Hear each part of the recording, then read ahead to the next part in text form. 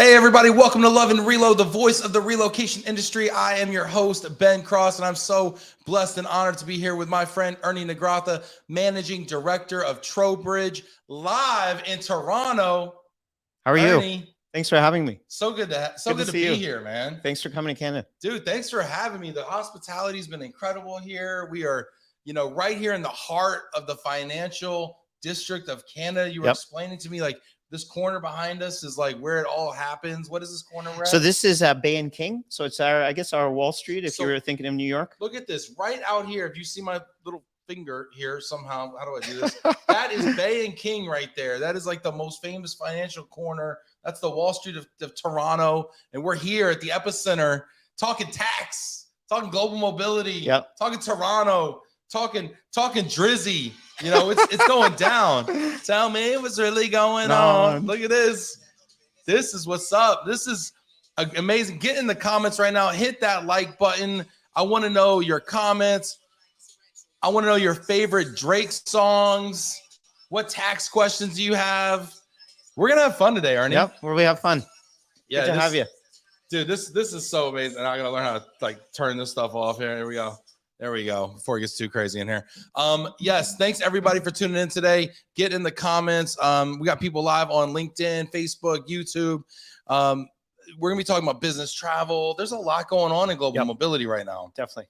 Yeah. So I think we're going to cover a few topics today. We'll talk a little bit about tax, some global mobility, how it impacts Canada. We'll give you a little history of the city, what's interesting and happening now, and yes, we'll go and this from there. building we're in right now, I'm hearing is like a historical building. It is. There's it is significance here. What is this building that we're in right now? Yeah, so this is actually the original Dominion Bank building, and then it turned into the Toronto Dominion Bank building. It was its headquarters, I think, since around 1914, and then at some point in the last, 20, 30 years, it became a hotel, a mixed-use office, hotel, and residential building.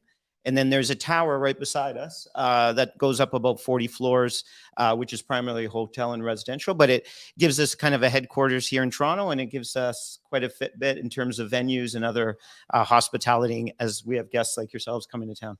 And you know what? And you mentioned Toronto Dominion Bank. Yep. But in the States, we know it as TD Bank. Yeah, because we don't want the Americans to know that it's actually a Canadian bank. So we try to keep that secret. so that we'll bank there and we won't, But look, we got, not only do we have that, we're also sitting on top of, I'm told about the Path. Yes. Okay. So the Path is, and we looked this up today online. Yeah. It's the largest underground network in the world. And if I remember, it's 30 kilometers in distance. 30 kilometer. Like an underground mall, not in one direction, all over the place. All over, yeah.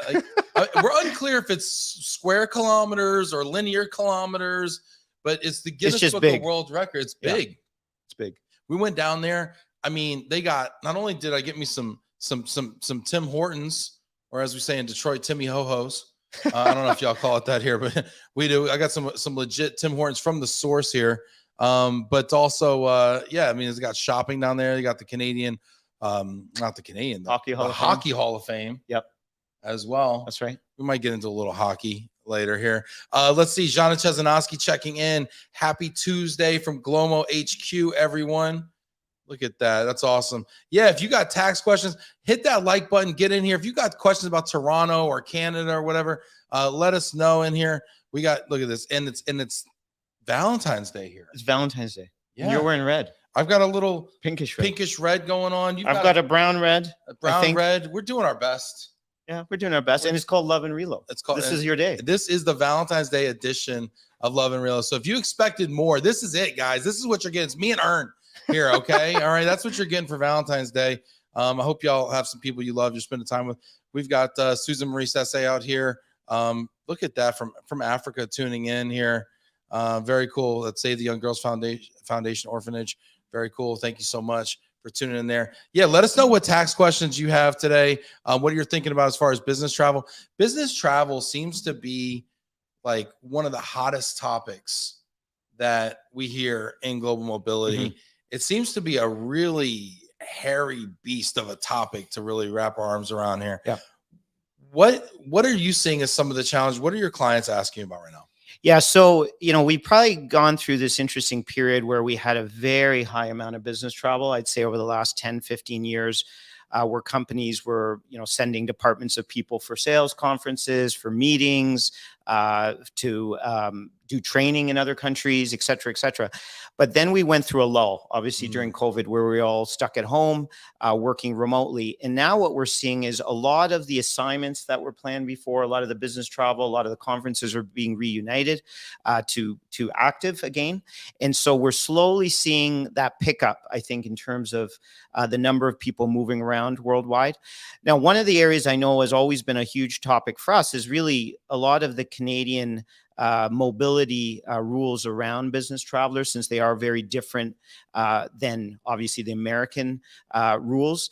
Some people do forget Canada is a different country, even though it's very easy to get in and out of from the US. Is that a common problem where people are like kind of forget, hey, there's other rules and laws here? Yeah, we don't forget, but I think our American friends do forget. So we've been really busy here at Trowbridge just talking to clients about business travelers, how to deal with it from a payroll reporting and withholding perspective, and then also all the filings required for their employees. So definitely a very hot topic. And not just in Canada, I think worldwide. We're getting into this period where, I remember reading articles during COVID about, planes being done and no one's going to go on a plane again. And for those of you that were traveling around Christmas, I think you saw that was not the case. Oh, people are on these Thanksgiving. Planes. Yeah, I mean, our flights are sold out. I mean, I was trying to actually, change my time flying out of here, and every flight was sold out. Yeah, and even now, it's incredible just how busy it's been in terms of travel. I've had to go on a few work trips over the last month, and it's been pretty hectic. What are some of the common issues that folks, like, for instance, I saw a piece that y'all did recently that was just really cool, because you work with professional sports teams and entertainers and, really interesting people. Yeah, so I'll tell you a little bit about the entertainment side. So about a year and a bit ago, we brought into the firm a group called Fred Levy Professional Corporation. And Fred Levy. Fred Levy. So I know that name, Levy. So Fred Levy is actually the brother of Eugene Levy from Schitt's Creek. And Fred is a chartered accountant and has been running his practice in Canada for over 40 years. So Eugene's an actor comedian and Fred's an accountant. That's right. And they're both equally funny. One just said, I'm going to do this. And the other said, I'm going to do this. And then, yeah. So Fred has been awesome, and his team. And basically they primarily deal with the entertainment industry. So everything from production companies to actors that are traveling across borders. So as you can imagine, Toronto, Vancouver, Montreal are very much hotspots for the film industry. And so you've got a lot of Canadian and American actors traveling to and from Canada and the US, also doing productions abroad. And so Fred and his team are able to work with us and our team to help support a lot of those actors and production companies in terms of being able to handle their filing requirements in multiple jurisdictions. So. Yeah, really interesting. I want to get into some of those things that come up, because I think it's probably a similar use case that our normal professionals run into, although that your folks on the athletes entertainer side kind of probably run into it more often. We've got people. Yes, Rory, we are live right now. He says, is this live? Yes, Rory. I'd love to know why you think that, but it's good to see you, Rory. Rory's in Chicago. We got Rob Zeitz. Hello from Air Inc. in Cambridge, Mass. Rob is wicked smart. That's great. Rob, you got any Toronto or Canada questions? Rob always has amazing questions for us. Yeah, ask them, throw them in the chat there. Rory, you're right over a couple lakes there. Yep, there you go. Very cool. Good to see you again. So I saw y'all did something with the Toronto Raptors. Yeah. So the Raptors esports division, we're actually one of the sponsors for them. And so this was about a couple of years ago during COVID, we actually helped the NBA with some analysis relating to some of their employees that were coming up to Canada that were playing in the esports division. And they actually then asked us if we'd be interested in helping sponsor the Raptors team in the esports division. And we actually just recently had a team building event at their facility at the Bell Center, which is just over there somewhere near the Canadian National Exhibition Ground. So we were able to play some video games and hang out in their facilities there. So it was quite cool. So esports, so a lot of people don't know about this. I want to just go down this rabbit hole real quick here. a lot of people don't understand how esports and the Toronto Raptors come together, and what is esports for everyone out there. Yeah, so esports is actually a league of its own. It's obviously connected to the NBA, and basically they are gamers that do this for a living. They get paid a salary, and they travel around North America, and they have competitions. So for all of you out there whose kids are telling you right now, hey mom, I can make a ton of money at this. Just let me play, NBA 2K or Madden or whatever. Is there actually money in this business? Money. I've seen the tax You've returns. seen the tax returns. There is a verifiable money. income stream and career path here, people. All right. And you probably don't age out of it like you do real basketball. I don't think you age out of it. Are there any like 45-year-old I doubt it. I doubt it. But there will be one day. There will be a Tom Brady of esports out there who's 44 and still crushing it out there, I'm sure. So these folks, they travel around, they play in these tournaments, they win cash prizes, real money. Yep. And why did they need why did they need Trowbridge? Why did they need an international tax firm? Yeah, so you still got the same issues as if you or I were traveling for business or for work. You've got all the tax reporting and withholding requirements in the jurisdiction that you're going in. So let's say you have an American coming up to Canada. If they're playing a video game and getting paid for it, that's considered work. So we actually have to start looking at that and determining what the tax ramifications are, what the impact is in Canada and the US, and then kind of deal with that. Now, what we're going to see more of this, I think, in the future is international travel. We might see these players now playing in other jurisdictions, which I believe is in the talks or has already happened, where they might be working or partly living in other countries to be able to play some of these esports. So definitely just as much, or just as big, or could be as big as actual sports. Yeah, I do. I think one day esports could eclipse physical sports. We might start calling it physical sports and esports, right? Because more people can play esports and play at a high level, probably, right? Yeah, definitely. So that makes, and you don't have the constraints of time and space that you have with physical sports.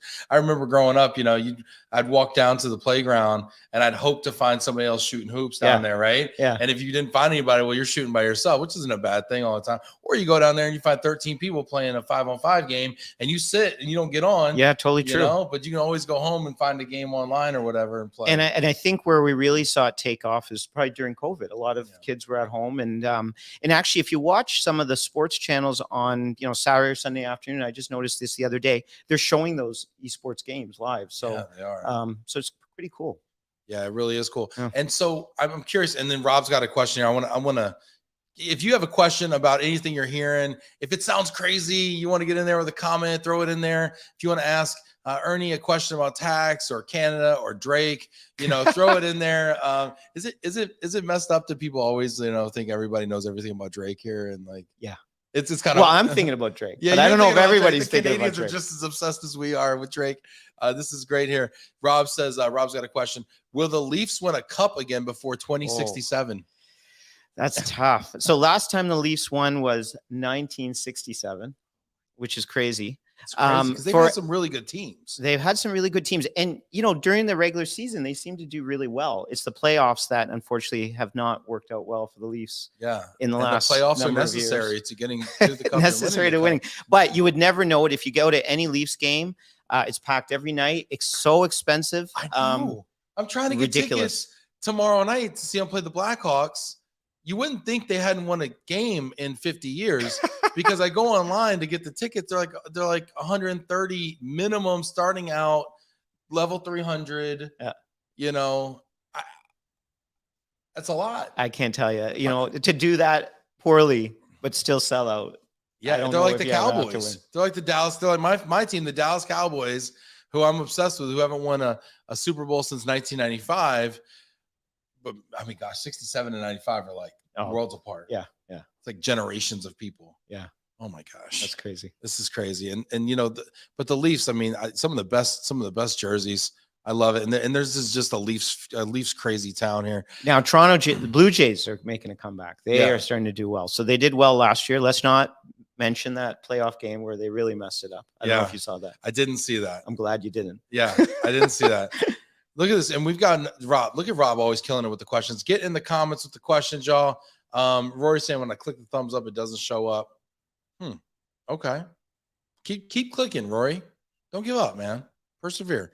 Rob says, what if the player is physically in one country playing online, but the game and tournament is being held in another? Interesting. Which tax authority has the right to claim the player as working there? Oh, Rob. I have the answer. Oh, Is that Rob that asked? Rob Sharp is wicked smart. Rob, I have the answer. It's where the player is performing the service, because the game itself is actually happening virtually. So I'm guessing it's happening everywhere at the same time. Everywhere at the same time.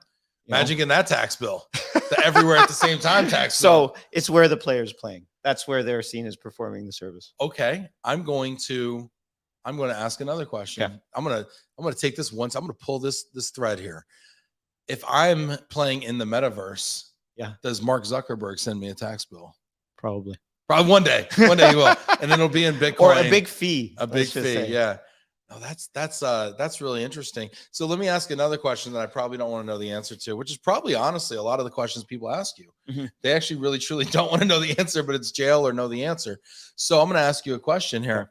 Am I creating a taxable event by coming to Toronto and doing work here this week? That's a good question. So your what company is constituted as work? So your company is in the US. Yes. And you're Who's asking? And yes, you get paid for performing a service here by your client. Yes, in theory. Yes, I am. Okay. So yes, he is performing work. However, so technically you have a withholding requirement today for the 1 day that you've worked. But no, okay. Let me ask you. Is it a prorated of my annual salary, or is it a percentage of the project fee that I made? It depends. So if you're paid for a specific performance, this will be my last show before I go to jail. Because you're doing a show. Yes. Then technically it's the performance. If you're not my annual salary, or is it the annual salary? It depends. So if your company's getting the payment, yes, and you're getting an annual salary, yes, then it's a proration of your right, because my client writes the check to my company. Exactly. I'm paid an annual salary. Yeah. So it's a 130. Is it 1/365th or is it 1/222nd? Depends on how many days you work. So if I work one day, if I worked one, how many days I work? Most people would average 240 days. 240 working roughly, days.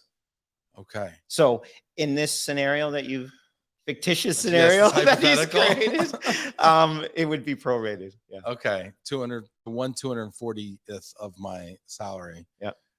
Wow, this is costing me money being here, right? I got to start figuring my taxes in here. This is interesting. So, and I was actually with a company yesterday here in Toronto, and we had some drinks afterwards, and we were kind of hopefully not too many.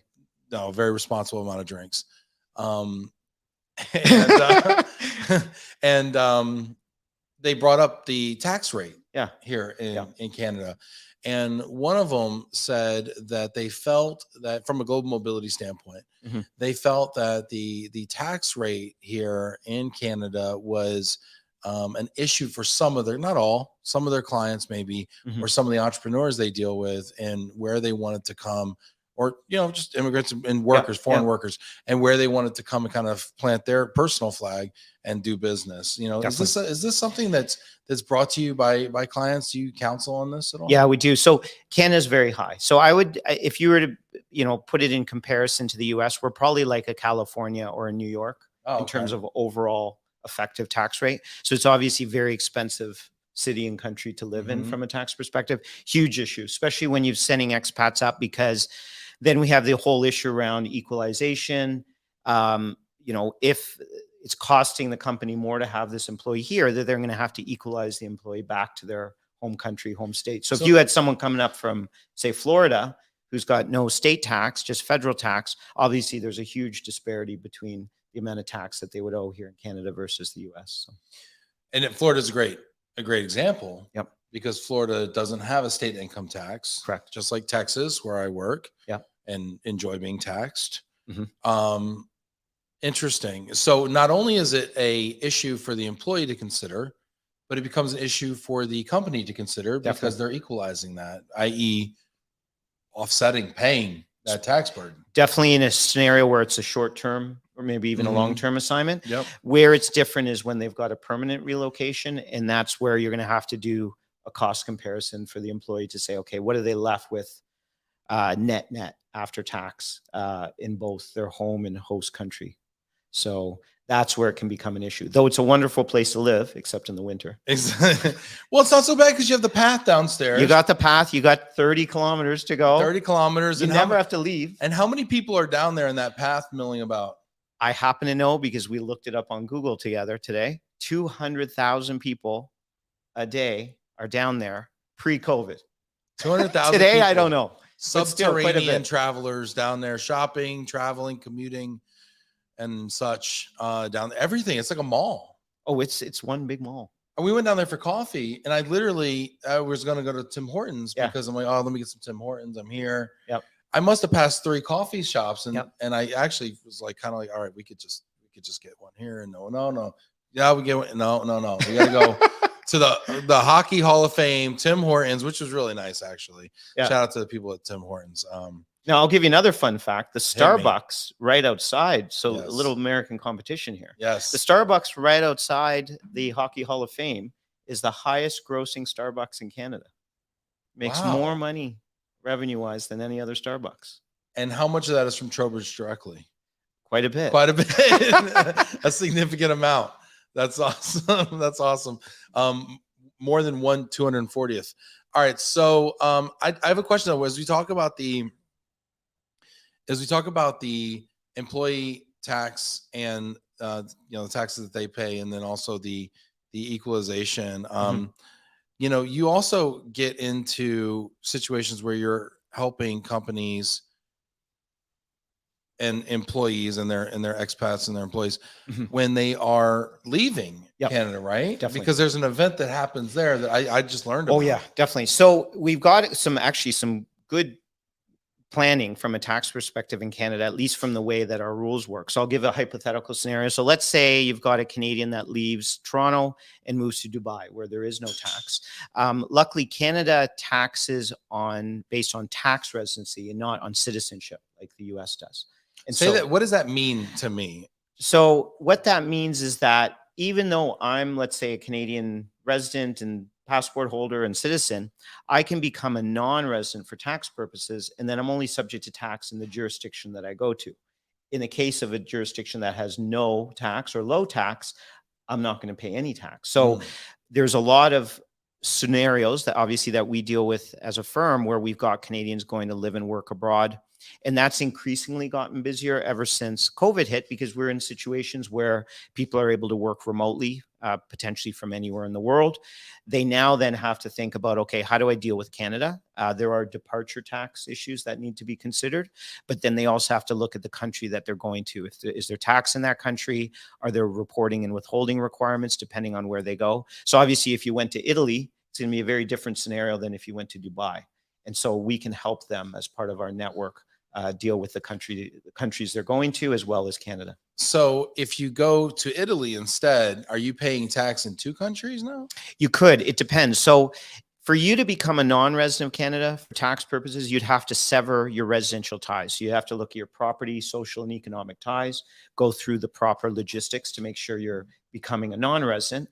Okay. And then you would just be subject to tax in the country you're going. Are you still a citizen? You're still a citizen. So you're not like giving up your citizenship. No. You're just becoming a non-resident for tax purposes. So that means you can't have a house here. You could. You would have to rent it to a third party. You can't own a personal home. It would have to be an investment or a rental. Exactly. Exactly. Okay. And then a whole gamut of other logistics that we would help our clients go through. Now, is that the same in the U.S. though? It's different, right? Yeah. So Americans have to always file and pay tax. Always paying that double tax. Always. There is no workaround. No. There's a foreign earned income exclusion. So you can have a certain amount of income exempt for U.S. purposes if you're working abroad, but anything in excess of that and in excess of the foreign tax credits you're taking, you would have to pay So tax if I say, you know what, I'm moving to Canada, that's it. If I move here, am I still paying double tax?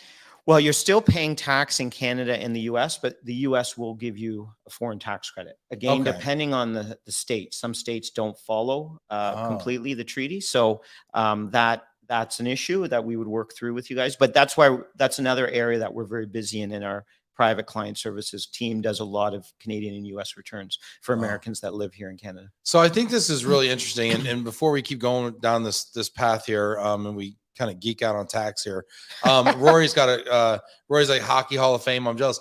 Rory, tomorrow night the Blackhawks are here, and you're a Chicago guy, so I'm willing to bet dollars to Tim Horton Donuts that you would love to be at that game, Rory. So if you want to fly in, buy you and me tickets to the game, I would go with you, Rory.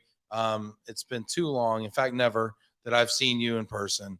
So it would be really cool, Rory. I hope If you came all the way to Canada just to see each other. You came all the way to Canada. It's a 1 hour flight, Rory, from Chicago. Come on. It's a hop, skip, and a jump right across Lake Ontario, I think. Yeah, I think Yeah, right. That's the one. something like that. Yeah. Maybe 2 lakes. I'm not sure.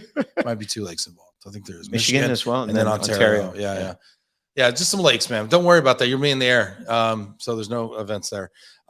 So what's interesting though about this to me, and again, I'm not deep in the tax stuff here, but if you're working with your clients to the companies, the employer companies from a global mobility standpoint, and you're helping them with their employees who are now leaving Canada, who came here to do an assignment, and now they're leaving. Yeah. And they incur this, do we say departure tax? In some circumstances, yeah. Yep.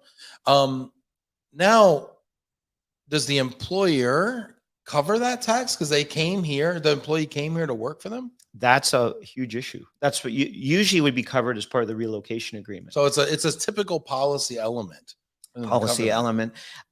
Issue arrives when you've got a scenario where an individual could have a large amount of departure tax, and because of the confidentiality, well, that's like the song "Mo Money, Mo Problems," isn't it? Yes. Yeah. So you could have, some of the more senior executives or people that might have a large number of assets that are highly valued. I usually recommend to the company, we have kind of a pre-counseling session to figure out just big picture. What are we talking about? Is it something dramatic that the company could be on the hook for, or is it less dramatic? Now, if it's based on the person's personal wealth, and I'm assuming, is it what they've accrued when they by being here in a way, right? Yep. So it doesn't really tax them on what they had when they came over. So they've already super wealthy. They're not going to jeopardize that by coming over. Potentially. So there's kind of a 5-year window. So if you're here for less than 5 years or 60 months and you acquire assets while you're here, those could be subject to departure tax depending on the types of assets. But if there's assets you've acquired abroad prior to coming to Canada and you leave before the 5th year, then you might be exempt. So again, there's a lot of maybes in here because it all depends. If you stay more than 5 years, basically whatever you got. Yeah, on the hook. Yeah. But not on everything. So there's many assets that are excluded, but yes, there is departure tax on certain types of assets. Interesting. And what are we talking? How much, what's the tax rate, ballpark? So top tax rate in Ontario is about 53% on income in excess of mid 200s in terms of income. And so our top marginal rates do kick in quite early compared to the US, where it's, income must be quite a bit higher for you to get into those top rates. So, and is that the departure tax too? It could be the departure tax as well. Yeah. So I've been paying it for the 3-4 years, and now when I leave, they hit me on certain accrued assets. I'm gonna get that back. All right. Yeah. Accrued assets being a property. So I would say a good example is non-registered investments. So say you move to Canada, you buy Apple shares, they go up, you depart. When we do what we call a departure return or final return, we're going to calculate the capital gain on those assets that you acquired while you were here, and then those will be subject to. So it's like a capital gains tax. Capital gains tax. And so you're treating it almost like I cashed them out. Exactly. As if you disposed of it that day. But again, not on stuff that you brought before you came to Canada, as long as you're here for less than the 5 years. Right. Now, so is it beneficial for me to actually cash them out then at that point and sell those shares instead of leaving with those shares? It depends. It depends on the scenario. Sometimes, you might be in a scenario where you were going to sell them anyway. So you might as well then have the cash to pay the tax and then be done with it. Yeah. It just depends. Is the cash then taxed the same as the share would be? No, cash wouldn't be taxed at all. So I should cash them out then instead of leaving with them. I should probably look. Yeah. Possible. Hey, I'm getting all sorts of information because he's thinking of moving here. I'm like, okay, if I leave here, I leave it 4 or 5 years. I cash out all my and actually, Apple he stock. just might not go home starting now. Yeah, I'm already paying tax. I'm on the clock right now anyway, y'all. I mean, I'm basically double taxed. I'm gonna basically have nothing to go home to. Adam's nodding too. Adam wants to stay here as well. Yeah, no, don't get him in trouble. Nobody knows about him. I'm dead to rights over here. I'm on TV right now. I mean, he's behind the camera. Nobody's gonna know he was Adam here. doesn't have a last name. He's got plausible deniability. We don't know who he is. Yeah, that's an alias. Rory's saying, I'll buy the hockey tickets. You buy the plane ticket. The plane ticket's cheaper. Can you claim the plane ticket? Hey, you know what? No problem, Rory. You're on. Have you seen the price of those tickets, Roy? Yeah, yeah. I mean, Rory, now I'm sitting down low behind the box. I want to be next to the penalty box. I want to, throw soda pop at the Blackhawks and all that kind of stuff. Look at this. Janet Turner, love the background today. Yeah. Janet Turner was our first producer on Love and Relo. So she's digging the backdrop. Janet, this is Toronto right here. I mean, this is where it's at. I mean, we're at the epicenter of high finance here. High finance. Yeah, this is great. Rory's asking, can you claim it as a business expense? Well, I guess I should ask. Yes, Ernie he can. Here. Yes, he can. Does it matter what? Except for the lunch that I paid for, he can claim it all as a business I thought we were going to split that. So Rory, now does it matter what Rory does for a living, or if he just watches the show? I think Rory works for the IRS. That's what I'm God, Rory, are you or the Canada Revenue Agency? Rory, are you wearing a wire? What's going on here? He says nosebleed seats, buddy. Nosebleeds. Oh goodness, that's great. Nosebleed at a hockey game means still more expensive than those are usually close at a hockey game. This is a lot of fun here. We've got a little bit of time. If you got questions, get in there. If you want to talk about global mobility, hit that like button. Rory says the like button doesn't work. Can y'all test the like button right now? Hit the like button. Let us know. Let us know you're out there.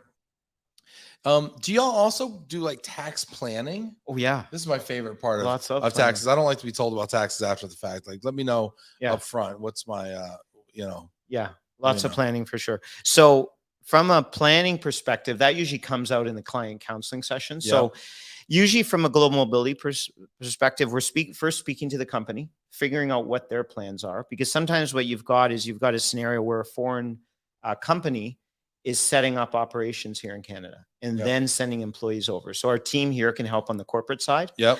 So my colleague Todd runs our corporate tax team. They would handle all Todd's the planning. Last name? Trowbridge. That's a nice name.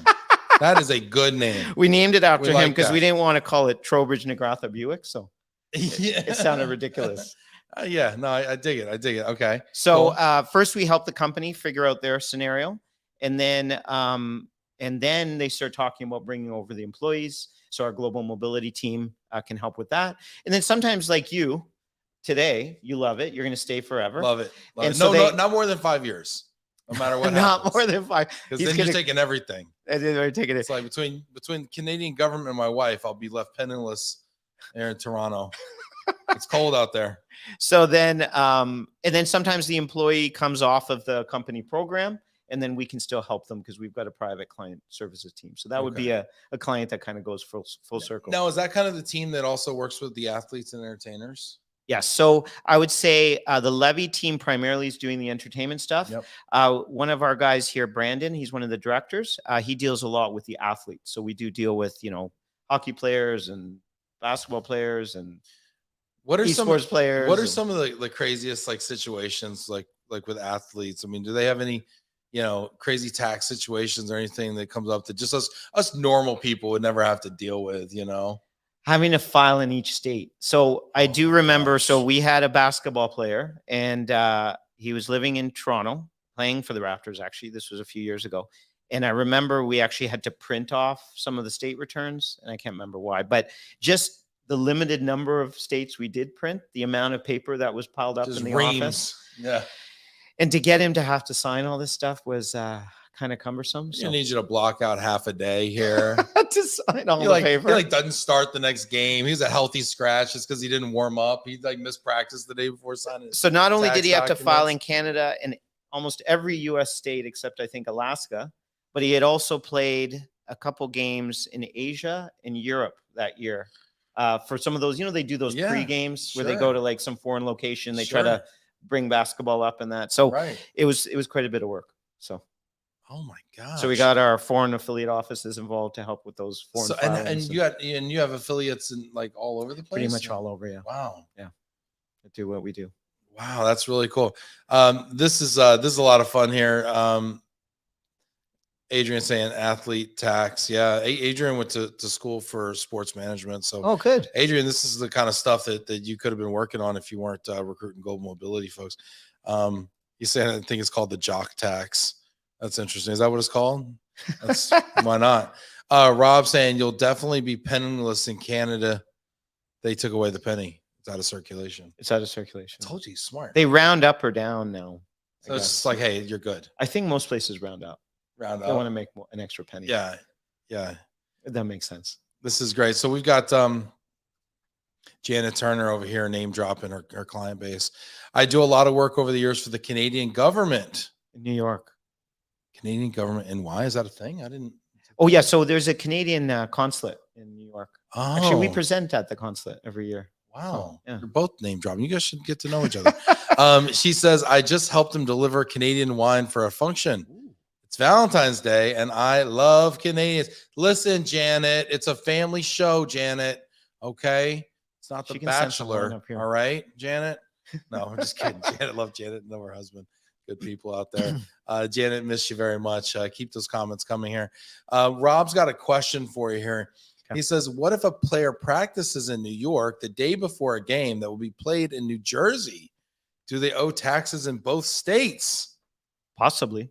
Oh my goodness. That's a tough one. Well, he is the player, even though they're practicing, or is being paid to practice because they're being paid evenly over the year. So I would think so. So hold on. So are they paid on a game by game basis, or are they paid on an annual salary? They're paid on annual salary because let's say they got hurt, they're still being paid their salary. Well, sometimes yes and sometimes no, because if someone's suspended for a game, they lose that game check. Fair enough. At least in the NFL, they always talk about game checks, right? You lose a game check. You don't lose a practice check. Or maybe they have like little checks for practice and big checks for game. I don't know. Adrian, where are you at? You went to school for this. All right. We need to know. Somebody call some athletes, get them on the phone here. Yeah. So I think it's really about probably analyzing each scenario, like depending on the type of sport, to see, okay, how are you compensated? Under what circumstances? Are you being paid specifically in certain cases? Sometimes they're making money for doing events, for example. So that could be very specific to them traveling and going to that one event. So it just all depends. You really got to look at every type of source of income, determine how it's taxed.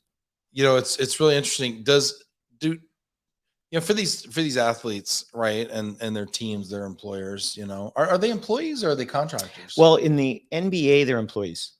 Okay. Yeah. Tennis, self-employed. Golf, self-employed. So it depends on the sport. Wow. So now, how interested are their how much does an employer care what an employee is doing with their taxes? And I'm sure it varies by employer and everything, but I mean, I'm over here right now. My employer doesn't really care. Bad example. But how much when you talk to the clients, do you see that some care more than others? Some are more attuned to the tax implications, and some are just like la la la la. Yeah. So when an employer is sending their employee to another jurisdiction, wants to make sure that they're doing their job, everything's taken care of, they do usually care about their taxes because they want to make sure they're on side so that they can keep coming back. They don't want to get them into a situation where they're offside and maybe it's going to cause issues with their ability to come back to the country. So I'll give you an example. Hong Kong, as an example, you've got to file your final return before you exit and become a non-resident. And so, some countries are really on it. Other countries, it could still cause issues. So you want to make sure that they're able to renew their work visas in the future and that there's no impact in terms of what they've done from a tax perspective. Well, typically the employer pays a portion of the tax too, right? If they're equalized, yes. So they could be, especially when we're talking back to the example about, let's say, someone in Florida moving to Toronto, because there's an extra tax burden that the relocation agreement may say, we're going to cover your extra tax burden because you moved to Canada. So I know in the States, interesting. So I know in the States, if I have an employee, right, I'm paying employment tax, something like Mhm. that. I'm paying Yeah. employment tax. So if they're federal, say there's like 15% tax on, I'm paying half of that, right? I'm Right. paying like 7 change, Yeah. and they're paying 7 And we have something change. similar. We have the Canada Pension Plan, so Mm. CPP, and then we have unemployment insurance, EI. Okay. Yeah. Lots to consider. Yeah. Lots to consider. Would you, if you could do one thing to simplify the tax code or make it make more sense? Yeah. King for a day or something, right? Yeah, Wave your wand. Yeah. Right, the big genie from the movies. What would you do?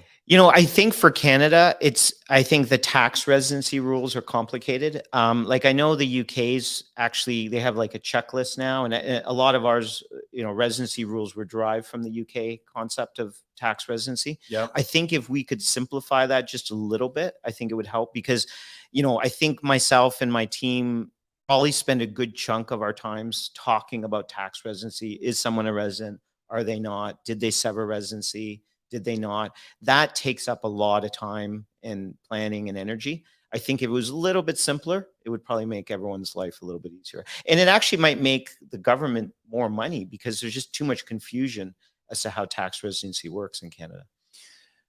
This is so interesting. And I don't normally say that about tax. Listen, y'all know I'm a straight shooter, right? If I think something's not interesting, I'm going to tell you. This has actually been a very, very interesting and accessible tax topic. But there's a time and place for everything. And right now, it's time for the top 5. Y'all waited long enough, okay? We've got a very, very fun 2 segments right now. We've got a top 5, and we've got an underrated, overrated coming up for you, right, Adam? We got both those. Adam, whose last name we will not use for tax purposes. Nope. Okay, great. Hey, Adam wasn't here. Adam's Adam. It might not even be the same Adam we use in the U.S. It might just be a different Adam where the requirement is only that his name is Adam. Okay, so let's get into the top 5 today. The top 5, this is a very special top 5, Ernie. You want to tell us what we are ranking today, Ernie? Okay, so we are going to rank the top 5 Drake songs. Top 5 Drake songs, okay? AKA Thursday DJE Ernie Office Bangers. Yes. Now, so when I came here, all I heard from everybody before I met you was like, dude, you should have came Thursday. You should have came Thursday's lit. Thursday, 4 o'clock. Yeah. What goes on at Trowbridge on Thursday at 4 o'clock? Okay, so not every Thursday, but during tax season, when it's not COVID, which means next Thursday is the kickoff. Next Thursday, we have a Thursday happy hour. So it goes from 4 to 6, sometimes later, depending on the mood. But it's really a chance for the whole team to get together, whether they're working remotely or they're in the office, to kind of hang out and chat, talk about work, not talk about work. We have good drinks. We have chips, lots of different flavors. Nice. And I DJ at the back behind this camera and just play all requests, whatever people request. So we're in Toronto. We're in the 6. All right. We got views. All right. Views from the 6 here. And we're going to do this a little different. We're going to do a top 5 here, but Adam, before you show people what number 5 is, I'm going to play it and I'm going to see if y'all can guess it. The first person to guess this song out there is going to win some Love and Relo swag. Okay. We're back at the office. Adam's got a big box of Love and Relo swag and he will ship you. He's looking at what? He'll ship you out some Love and Relo swag. Might be a hat, might be a t-shirt. Let us know. So I'm going to put number 5 on here, okay? Don't show it yet, Adam, okay? Let's see if they know this one here, okay? Let's see. Does anyone know this one? It starts off kind of slow here. Okay. Now here's a clue, right? It's got Rihanna in it. I'm gonna talk a lot, so Shazam won't pick it up here, and we won't get in trouble for copyright infringement. We're just breaking all the laws right now. Anybody know this one? Let's see here. There we go. Oh, we might have had the song title just now. And this is a big because Rihanna was just in the Super Bowl. Yes. And shout out to Riri. She's pregnant with her second baby. ASAP Rocky wasn't lying. Does anyone know this song right here? She already said it. Drake's about to come in. All right. Does anyone know this one? All right. What is number 5, Adam? Take Care featuring Rihanna. That's right. It's a banger.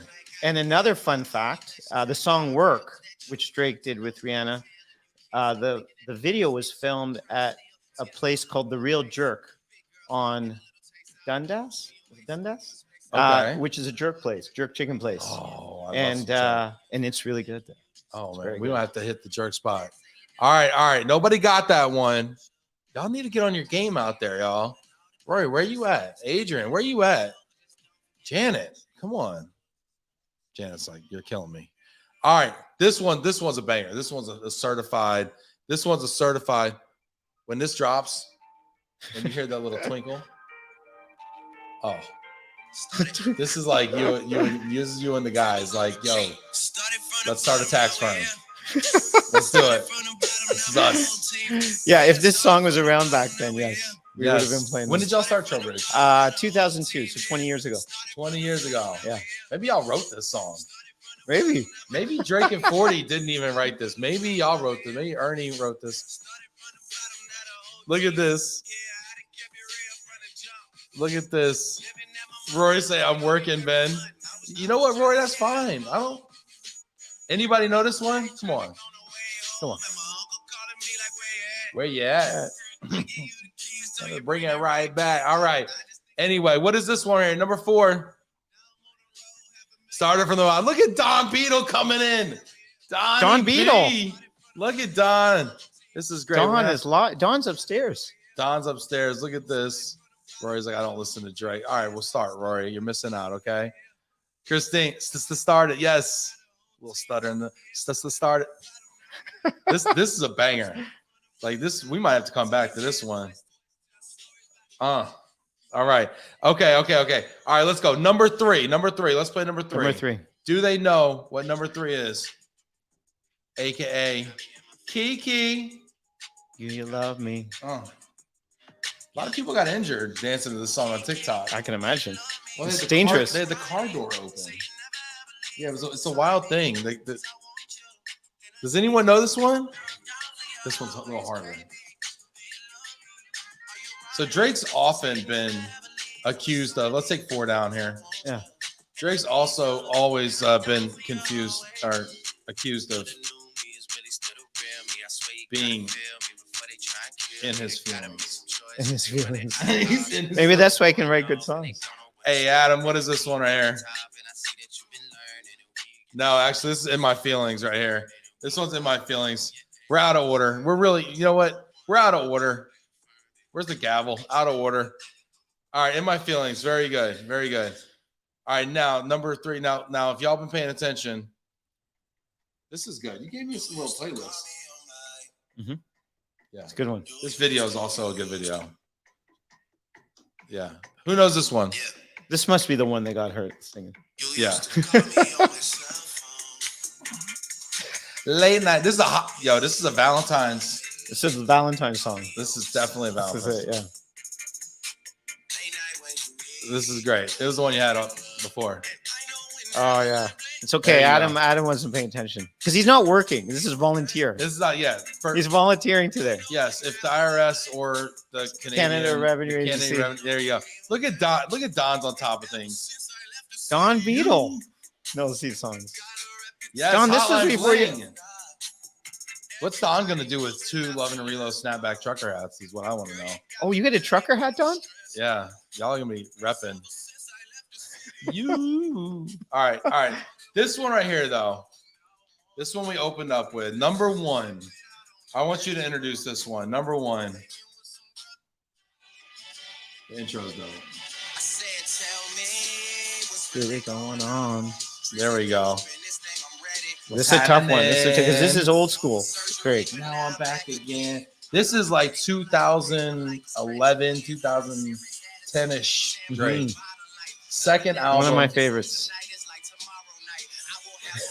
It bumps. This thing. Don's gonna wear them both. Anybody know this? You know what? This is a great song. Yeah. Because you're repping Toronto.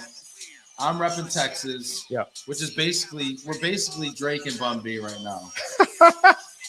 If I was to make a loose comparison here. Bumby, yeah. And Don, look at Don going for the trifecta here, the hat trick, if you will. We do miss you, Don. Yeah, Miss Me by Drake. Great job, Don. You guys have fun here, huh? Yeah, we sometimes have fun. I've been to a few tax firms, and I'll be honest with you, this would be the first one I'd like hang out at. Thanks. Y'all are. Well, come on a Thursday. I don't know if I could afford for tax purposes to stay that long. Oh, fair enough. Yeah. I mean, every day, like Yeah. Oh, yeah. Big time. Yeah. I might. You can Zoom me in. I'll just remotely come in. Okay. Let me know when you want to. We can do a little. I would love that. We'll do a show, and you come in. I'll do the intro with the music going.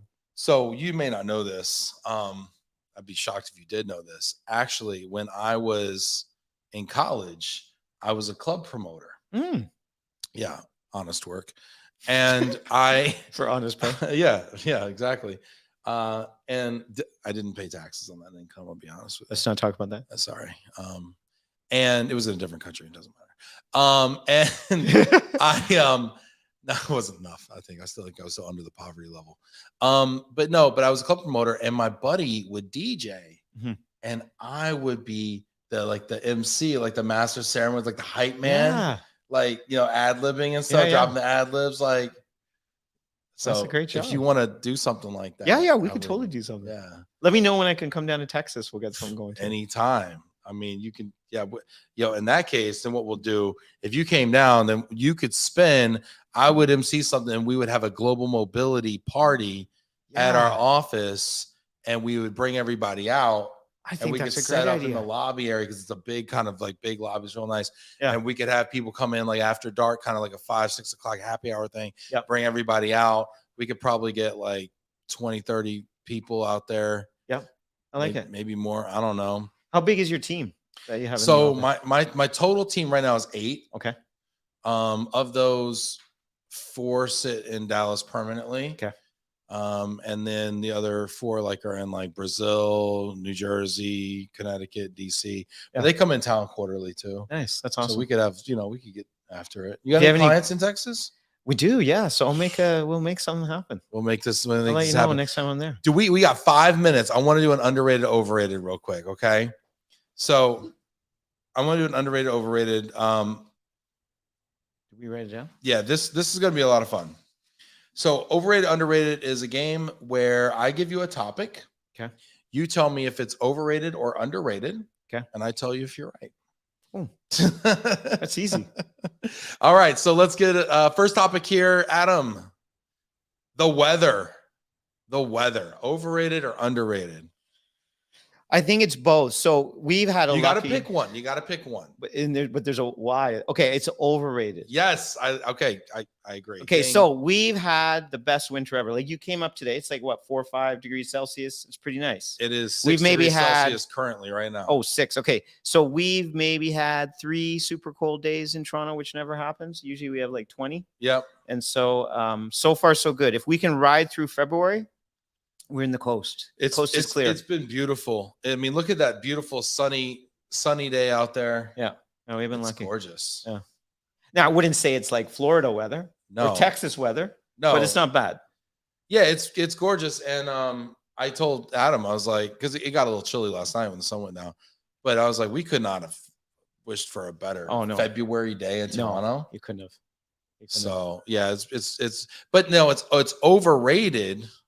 So when you say the weather, you mean like the cold Canadian, like Canadian cold? Yeah. It's unfortunately with global warming, it's been warmer, which is not supposed to be scary. Happening. It's like nice on the small. It's nice on the micro. It's scary on the macro, right? Yeah. That being said, though, I think the weather's overrated for a little different reason. Okay. Because when people meet or they're talking on the phone, say I call you up. Well, oh, what's going on? How's the weather? Oh, hope you're staying warm up there, whatever. And it's like, why do we start every conversation with about the weather when it's like kind of the least important part of? Agreed. Like we could find something better to start a conversation with. Or the other one is how was the flight? Well, I made it. I'm alive. I'm here. Like, there's like 2 outcomes, right? I'm either here or I'm not. Not here, yeah. Yeah. All right. So, all right. Next one up here. Oh, look, we got Adrian saying 70 degrees and sunny here in Dallas. That's Awesome, not Adrian. mentioned. Tim Hortons. Tim Hortons. There it is. Overrated, underrated. Or at least the plastic cup version. Yeah, no, it's not the typical red Tim Hortons. This is a really bad. It's not showing up very well at all. So overrated, underrated. Underrated. Defend yourself. I'll take a sip. What's your coffee of choice? It's not Tim Hortons. Yeah. I mean, it. You know, we get Tim Hortons. We had it across the street from where I worked in Detroit. Yeah. And people actually I got hate mail. I made a quick video, and I was like, I'm out here in front of Tim Hortons drinking some garbage coffee, and I want to tell y'all this and that. And it was just like a little side quip or something. Yeah. And people like called me like on the phone. No. Like hotline bling. They called me and they're like, Ben, it's Robert, fake name. It's Robert. And I just wanted to say, first, how's the weather? Okay, weather's good. I just want to say, you know, usually you're so positive, but you really were ragging on Tim Hortons today. Oh. And they were like upset about it. I think Tim Hortons is like better than office coffee, but like better than a gas station. But, you know, but like it's not like it's better than Dunkin' Donuts. Oh, Dunkin' Donuts is bad. Where's my Massachusetts? Where my massholes at? It's better than Dunkin' Donuts, but Starbucks is good. Yeah. You don't put Starbucks above Tim Hortons? I don't know. I think it'd become political if I brought that up as a topic. Yes. I shouldn't go in that direction. You shouldn't go there. There's some things you just don't talk about in Canada. All right, next. Snowbanks. Snowbanks. Okay, so wait, let me define why we picked this one. So you know the last few weeks how it was like cold in the snowbanks kind of pile up at the edge I've heard of the curb, which he can't relate to in real life, but he's heard of it. Why can they not push that onto the sidewalk or onto the lawn? Or so you want to impact the pedestrians? Well, it's like there's no pedestrians going out when it's -10. So why do we bother? Like there's barely any road to drive on. Where are we putting the snow? Okay, now luckily pushing it all the way into the lake. Like, where are we pushing it? Show you what it was like, but it was ridiculous. It's down there. Yeah, there might be a couple patches. It's over here. Pretty much gone. So he wants to take it from this and put it right onto the sidewalk over here. Yeah. You know, that talk about controversial. I mean, yeah, I know that's controversial. I feel like there's got to be a better way to deal with snow. But hey, if we wait long enough, we won't have that problem. Unfortunately. Yeah, I know that was sad. Too soon. All right, next. Last minute taxes. You do it last minute? I know. I feel like we had a friendship going, and now we're like all this. Like, I don't even know who you are. No, I admit I do mine the night before because we have to make sure everyone else's gets done first, right? That's what I like the pressure of the night before. The night before, you're sweating. You're like, honey, where's that document? She's like, I don't know. You had it. I put it on the pile. I don't see it in the pile. I love how he says it in this very gracious, like, I let everyone else go first. Yeah, everyone else has to be done first. The captain must go down with the ship. Yeah. I'm doing the same thing. I'm doing the same thing as Ernie. I'm just letting everybody else go first. I do chivalrous taxes. All right, the next one here. Hockey. Well, more the Leafs. Now, there are some Montreal fans in this office if they're listening, and I can hear them upstairs chitter-chattering. Yeah. So yeah. Overrated or underrated? Or? Well, you know, I don't think basketball and baseball get as much coverage in Canada as it should. But if you've seen those Jays, except for that last game in the playoffs, and I can hear Don crying still upstairs, they're doing pretty good. And let's hope they do pretty well this year as well. So what I'm hearing that you're saying without saying is hockey is slightly overrated. Sometimes. You know what? I think it's overrated in Canada. I think it's underrated in the States. Fair enough. Because there's a lot of States, they watch a lot of hockey. They just don't talk about it. Yeah, it's definitely the fourth sport, I guess, you know, for us. Football is the biggest. I would say baseball makes a lot of revenue, and of course they play 162 games a year. Yep. But and they're really well attended and everything. But I think basketball is kind of becoming that number 2 sport. It feels like to me. Definitely. I don't know. Yeah. You have baseball, and then hockey's like kind of a distant fourth, I think. And then you have other sports like golf and things that are lawn bowling sports and cornhole. You know, you know, axe throwing. There's other stuff that gets on Beanbag. ESPN. Do you guys play? You know, where you throw the The beanbag? bags, yeah, and we it call it goes in cornhole. The bean Yeah, bags. yeah. You call it bags. Cornhole sounds dirty, but anyway, yeah, it's the same thing basically. Adrian Grimes says go Stars. He's a big Stars fan, Dallas Stars fan there. Mike Madonna, shout out there. Yeah, I think it's a little. It's underrated in the States. Yeah. But I tell you, when you walk down the street and all you see is Leaf stuff, and they haven't won since '67. I mean, I don't know. It's just math. Adam, we got another one. Working from home. Working from home is overrated. It's fun. It's good to get dressed up in our pretend red outfits and reddish. come to the office. It's good to be reddish Fun. in the office around people. It's work, but it's fun. Yeah. Yeah. Yeah. Yeah. I don't know. I think this is like a CEO thing. Yeah. I think this is like a boss thing. We're like, you know, we need people in the office, right? You know what? I have a theory about this. Yeah. I think that different job functions function better home, remote, hybrid, and office full time. Fair enough. And I think our role, you're a managing director, I'm a CEO, right? I mean, same kind of thing. I think our job of being strategic leaders, of giving clarity to the organization, of coaching people, all those things that we do, best done in the office. Agreed. Then there's people who are more like head down work, and I'm sure in your organization you have a lot of that, right? There's people who are actually doing returns and doing the work, right? And they're in Excel or they're in documents or whatever, and they need to stay focused and like not get their concentration broken by me who's coming up saying, "Hey, how's the weather?" You know, or whatever, right? Because that's what I do when I'm bored. I just walk around the office and bother everybody, you know, and break their concentration. And so I think that we have to be sensitive as leaders, right? To what's the best scenario for our workforce and what makes them productive. And then there's a balance between what makes them happy and the needs of the business, right? Because if we don't take care of the business can't take care of the people. Totally agree. So, you know, it's a real balancing act, and it's tough because, you know, this was never a conversation that was really a debate. No, not before COVID. Yeah. And then we get into we were in the habit of going into the office. Yeah. And then we've become in the habit of not going. Yeah. And now we have to like kind of stretch that muscle again. You do. You got to break out. And that's why we try to do this Thursday at 4 p.m. thing, because it gets everyone to get together, even the people that have to have their head down versus the ones that are roaming around a lot. Yeah. But I'll say this, if we did this show remotely, and I was in Dallas and you were sitting in Toronto and we did this little thing and whatever, it would be way flatter.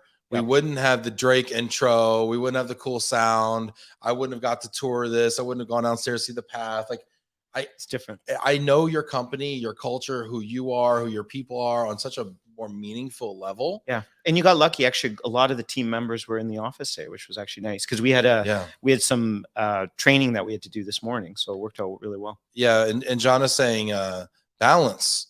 She says magic happens in person. Magic happens in person. Yeah. Yeah. Rob says curling is actually the fourth sport in the States. What are the top four most, would you say, popular sports in Canada? So I would say probably still hockey's number one. Then you get into basketball, baseball. Though NFL football is quite popular now. Well, you also have Canadian Football League. It is. Yep. It has a Which following. is more popular, would you say? I would actually still think the NFL is more popular. Even though there's no teams north of the border. Something tells me, but I don't have any stats on it. I just hear more of my friends talk about the NFL than the CFL. I don't think I know anyone that watches the CFL. Don Beadle, do you watch the CFL? Where's Don? Don's been Don's bailing upstairs. us out there. He might message quite a bit. Love to know the stats on that here. He's going to give you a whole big sheet of paper of stats.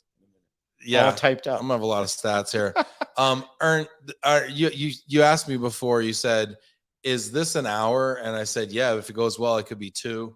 And you're like, please, no, please, absolutely not. We're at an hour and 7 minutes. And I can't afford the billables, to be honest, anyway. So this has been a lot of fun. We're slightly over. Thank you to everyone who hung in there and watched this. Hit that like, send a little love out here to Toronto, here in the financial, capital of Toronto and probably Canada. Do you want to give us any kind of parting thoughts, Ernie, for the folks out there?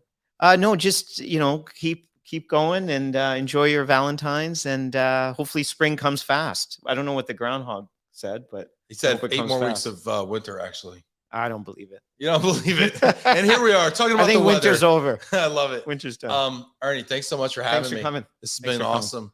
Take care, everybody, and we will see you on Thursday. We're talking to Chuck White and Brian Liparopoulos as we plan the International Association of Movers Conference live here in Toronto in October. So we're going to be back in October. We're going to give a sneak peek behind the scenes of that amazing conference. So I hope you can all join.